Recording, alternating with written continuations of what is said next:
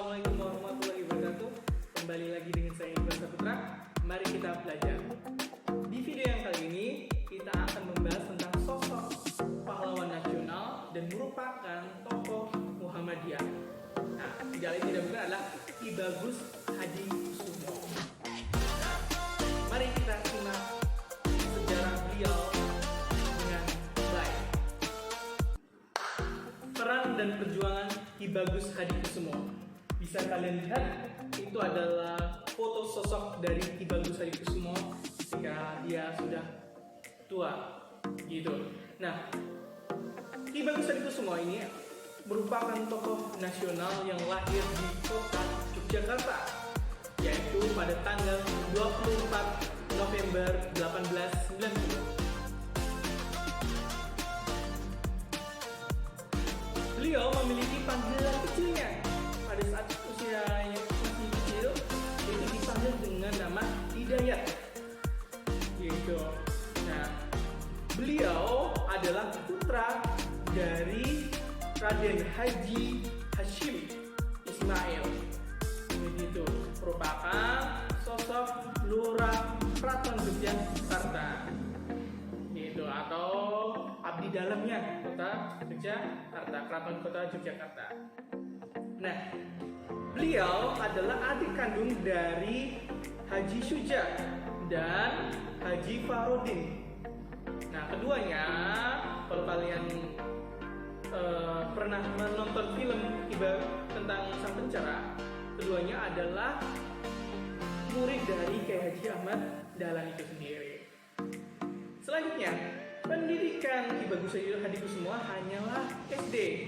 Namun, kemudian beliau masuk pondok pesantren yang ada di Wonokromo dan Pekalongan. Nah, selanjutnya, bagaimana sih perkembangan beliau di organisasi Muhammadiyah? Beliau itu pernah menjadi ketua Hofbestur, atau biasa dulu itu kan pakai bahasa Belanda ya, yang berarti pengurus besar Muhammadiyah bagian tabligh pada tahun 1923.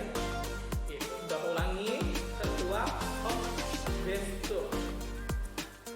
Coba sedikit susah bacanya ya, karena itu bahasa Belanda. Nah, kemudian beliau menjadi ketua Majelis Tarji pada masa kepemimpinan Kiai Haji Hisham. Kemudian beliau juga pernah menjadi wakil ketua Hofbestur ya, atau HB ini Muhammadiyah pada masa kepemimpinan Kiai Haji Mas Mansur. Lalu dan pada akhirnya beliau mendapatkan amanat menjadi ketua HB Muhammadiyah periode 1944 sampai 1953. Nah, kalau sekarang itu namanya pimpinan pusat ya, pimpinan pusat Muhammadiyah. Menjelang kemerdekaan Indonesia, yaitu pada tahun 1942, Muhammadiyah ini memainkan peran aktifnya dalam politik kebangsaan. Nah, di sini Kiai Haji Mas Mansur itu dipercaya sebagai salah satu pimpinan pusat tenaga rakyat atau biasa disingkat Putera. Nah, ini merupakan salah satu bentukan Jepang. Dikarenakan Kiai Haji Mas Mansur ini dipilih menjadi satu pimpinan di Putera ini, lalu beliau terpaksa harus pindah dari Yogyakarta ke Jakarta, sehingga jabatan ketua HB diserahkan oleh Ki Bagus Hadikusumo. Itulah kenapa dari Mas Mansur jatuh kepada Ki Bagus Hadikusumo pada saat itu. Dia menerima penyerahan kepemimpinan dari Kiai Haji Mas Mansur itu dan menempatkan Kiai Haji Ahmad Badawi sebagai wakil ketuanya. Ki Bagus Hadikusumo dipilih sebagai ketua HB Muhammadiyah pada tahun 1944 dalam pertemuan silaturahmi Muhammadiyah se-Jawa, karena memang beliau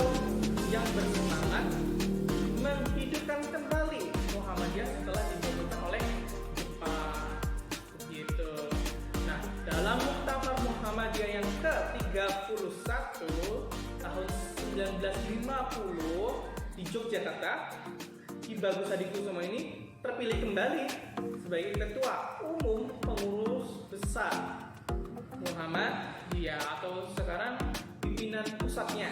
Lalu perannya buat bangsa Indonesia apa, Pak? Ini yang akan Bapak sampaikan. Beliau sosok yang dikenal sebagai bapak yang mencetuskan sila tentang keislaman. Apa itu? Mari kita pelajari lebih lanjut.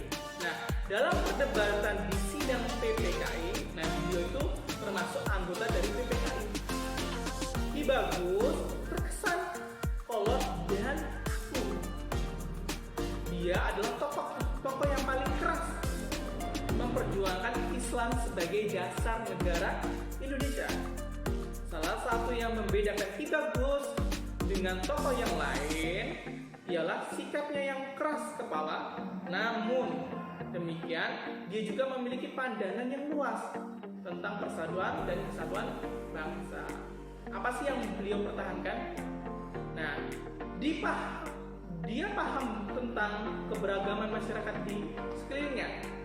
Keberagaman apabila tidak disikapi dengan cara bijaksana akan menyebabkan perdebatan.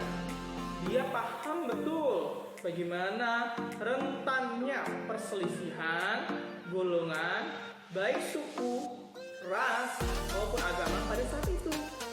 Dengan penuh kelapangan hati, dia kemudian rela mengalah untuk menerima penghapusan 7 kata dalam Piagam Jakarta, sehingga dasar negara Indonesia, terutama sila pertama, yakni ketuhanan dengan menjalankan syariat Islam bagi pemeluk-pemeluknya, diubah menjadi ketuhanan yang Maha Esa. Jadi, bapak kembali ya. Jadi Ki Bagus Hadikusumo ini pernah menyepakati pada sidang PPK itu bahwa dasar negara atau Pancasila, sila pertama itu harus berbunyikan ketuhanan dengan menjalankan syariat Islam bagi pemeluk-pemeluknya. Itulah yang beliau semangati untuk dilakukan. Namun karena melihat kondisi Indonesia pada saat itu yang tidak memungkinkan bahwa Indonesia itu terdiri atas beberapa ras, beberapa suku maupun budaya dan juga agama, maka kata Islamnya itu ini dihapus dan diganti menjadi ketuhanan yang Maha Esa. Begitu. Kita lanjutkan.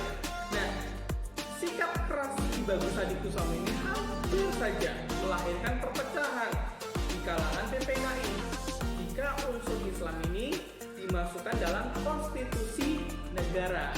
Maka orang-orang di Indonesia yang bagian timur mengancam akan memisahkan diri dari bangsa kita, bangsa Indonesia. Oke, selanjutnya lewat diplomasi Mr. Kasman Singodimedjo, seorang tokoh Muhammadiyah juga, Ki Bagus akhirnya luluh gitu, merelakan untuk menghapus 7 kata yang dulu pernah beliau sepakati dalam Piagam Jakarta, hanya untuk demi mempersatukan bangsa Indonesia. Jadi beliau melangkahkan hati, ya sudah, tidak apa, bila mana yang pernah kita sepakati dalam Piagam Jakarta yaitu adanya syariat Islam untuk kita hapus.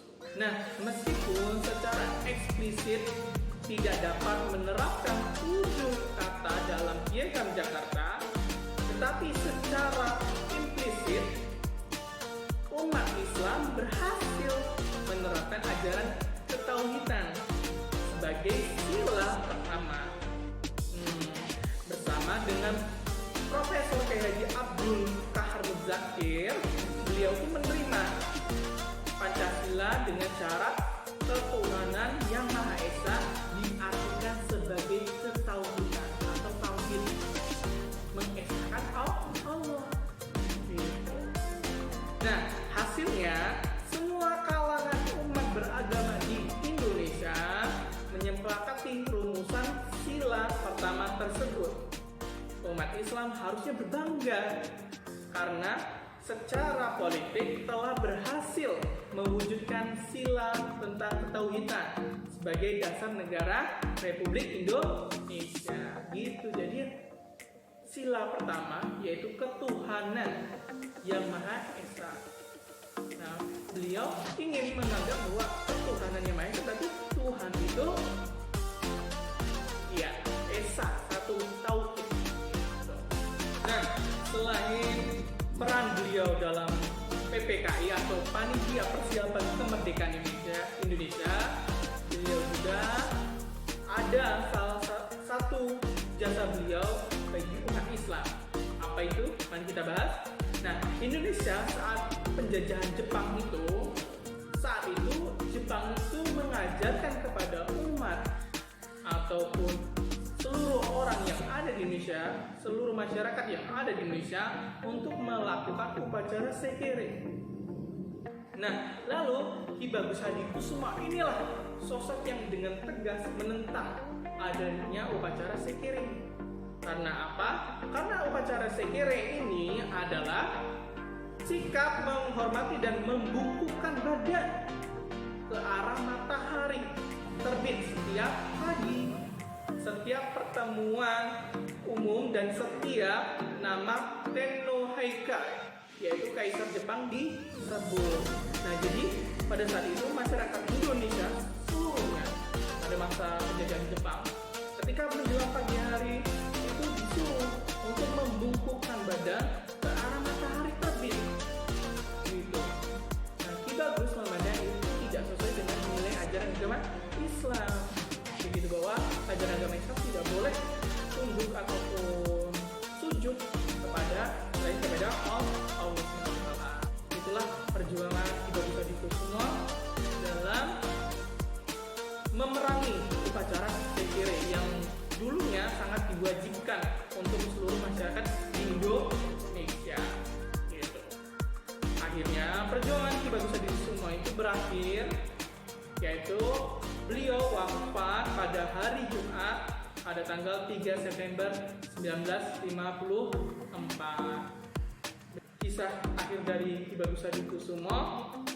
Semoga kalian bisa mengambil hikmahnya dan bisa menginspirasi kalian semua. Nah, ini adalah sosok Ki Bagus Hadikusuma, ya. Bisa kalian lihat satu persatu fotonya. Nah, yang pertama itu sosok beliau yang ketika masih mudanya senang menggunakan belangkon. Nah, kemudian yang kedua ini pada sidang PPKI, yang mana beliau tetap menggunakan belangkon. Itu saja. Terima kasih banyak telah menyaksikan video pembelajaran ini. Semoga kalian tetap sehat di rumah, jaga kesehatannya. Mohon maaf bila ada salah-salah kata, dan bila dalam penyampaian ini terdapat kesalahan, mohon maaf kalau dari kesalahan Bapak sendiri. Assalamualaikum warahmatullahi wabarakatuh. Sampai jumpa di video selanjutnya.